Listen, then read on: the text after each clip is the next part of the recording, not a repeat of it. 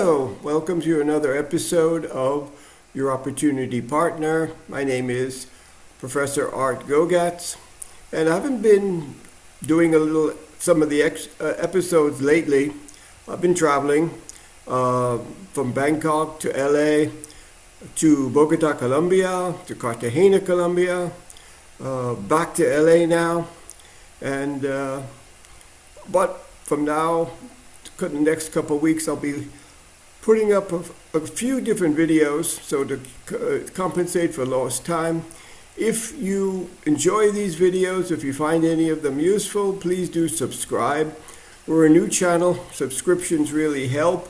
Please like the videos. Please leave some comments. Thank you very much for your support on this. Today we're going to talk about opportunities for employees. We're going to try to talk about in the next couple of weeks opportunities maybe for groups, including people who work, people who are studying, people who are retired. Today we're going to talk about opportunities for employees, workers. Now, I remember when I first started working, I was 17 years old. At that time, I had just finished high school in New York City, and I wanted to go to the university, but I wanted at that time to study anthropology, and the best universities in the U.S. for that were in the West. They were in New Mexico, Arizona, etc., and they were expensive. So my parents really didn't have the money for it, and so I decided to work full-time and try to save up some money so I could go to study. Just for information, eventually when I did go to the university, I didn't go for anthropology, but I went and studied fine art. So you do change what you decide you're going to do. Nothing is really totally set. Things change, people change, circumstances change, that's opportunities change. Anyway, I got a job, and I didn't really know much at 17, so I got a job mainly in sales and marketing. And I remember clearly the first day I was working, my first day on the job. An old man came up to me and he said, "Son," just like that, because I was young. He said, "Son, I'm going to give you some advice." He said, "Treat this job as if you owned the company. Otherwise, you'll never be happy." It was really good advice. It was probably some of the best advice I ever got, ever. And he was right. You have to be happy. You have to have a sense of importance. You have to have a sense of belonging and enthusiasm for what you do. You have to have it for your partner, for your projects, for your studies, and also for your work. When I teach, I ask my MBA students a question. I asked the last group I taught, which was in Hanoi, at the National Economics University there. And I said, okay, we're studying, happened to be a weekend, happened to be on a Saturday. And I said, okay, how many of you, because they were all MBA, all working professionals. We were studying on the weekends and they worked from Monday to Friday.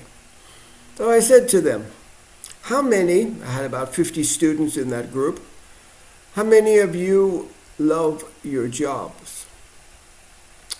I think about 3 of the students said they did. How many of you like your jobs? Well, now we maybe got about 10 out of 50.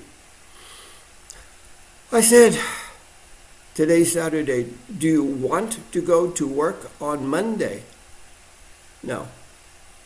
We have to go to work on Monday, is what they said. Now, this isn't Vietnam. It's not a one-off. It's not one incident.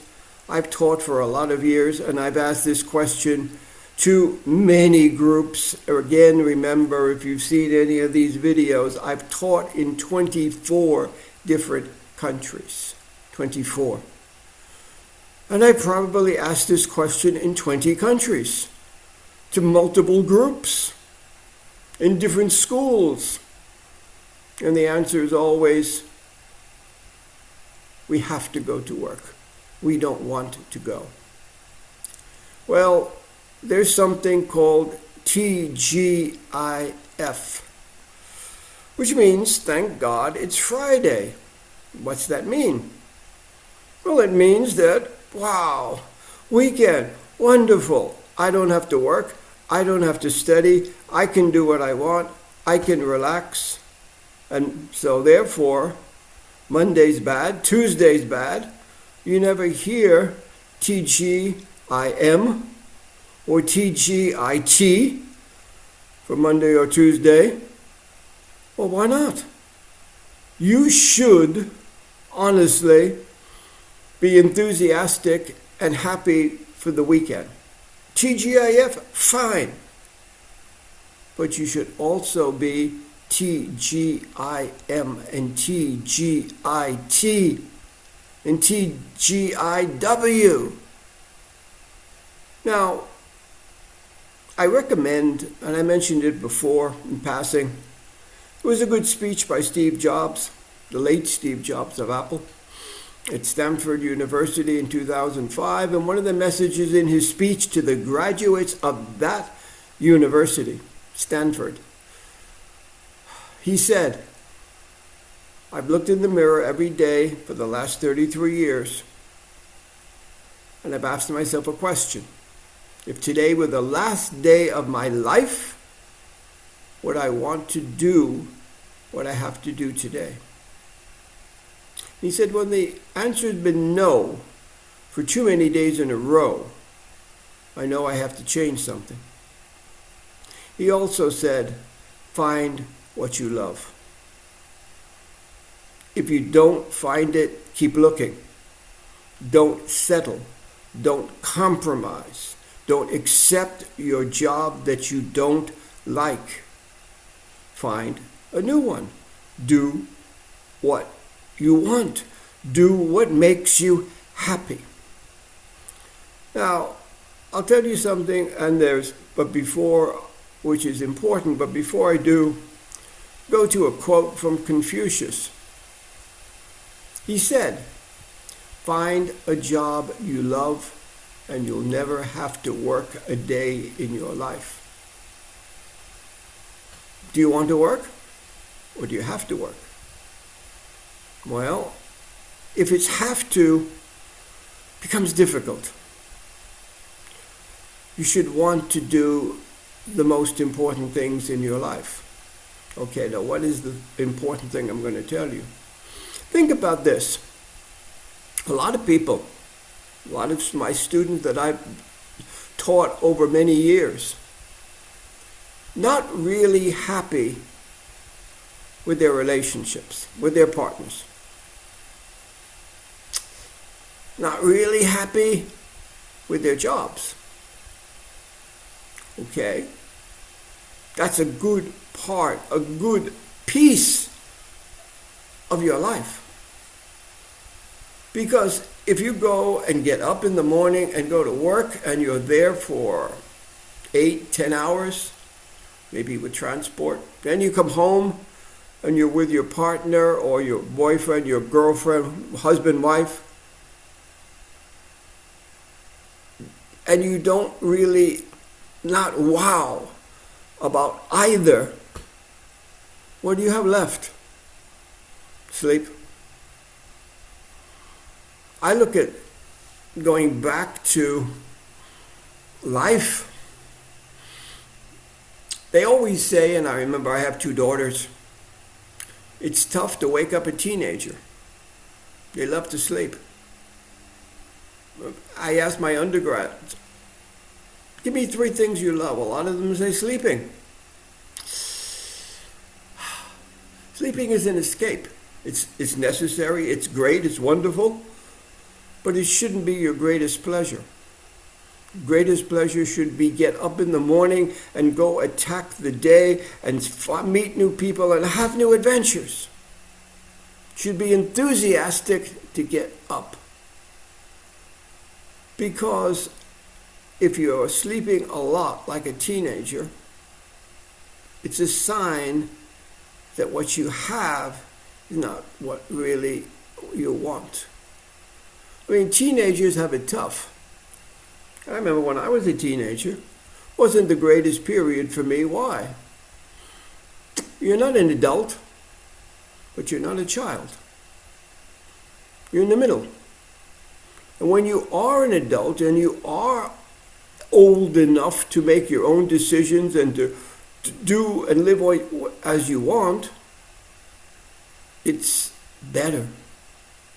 Now, I remember my oldest daughter, she said something to me years ago, because she's now a working professional in her 30s.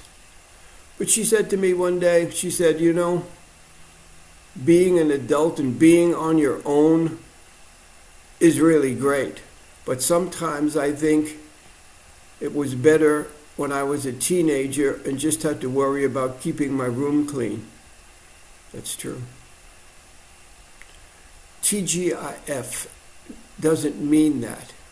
It means, are you living a life where for 2 days a week you're happy and for 5 days a week you're not? That's not a great life, because most of the time you're not happy.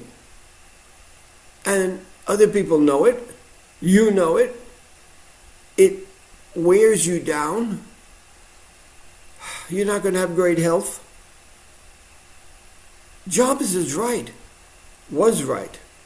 Find what you love. And that includes your job. Now, children, and this comes from creativity, which is my main subject, as you probably know by now. Children have a good way of looking at life. What's their philosophy? Let me make this better or let me leave. I don't stay and suffer. I don't want to do that. That's too difficult. Don't make me be unhappy. Don't make me sad and miserable. Okay, so if you're working and you don't love your job, or at least like it, what's your options? What are your opportunities? Make it better or leave. Now, how do you make it better? It starts with your boss. There's a good saying in business. It says, people don't leave their companies, they leave their managers. If you have a problem at work, it's usually with people, always with people, but usually with your boss. Your boss is your daytime lover. That person is the second most important person in your life after your partner.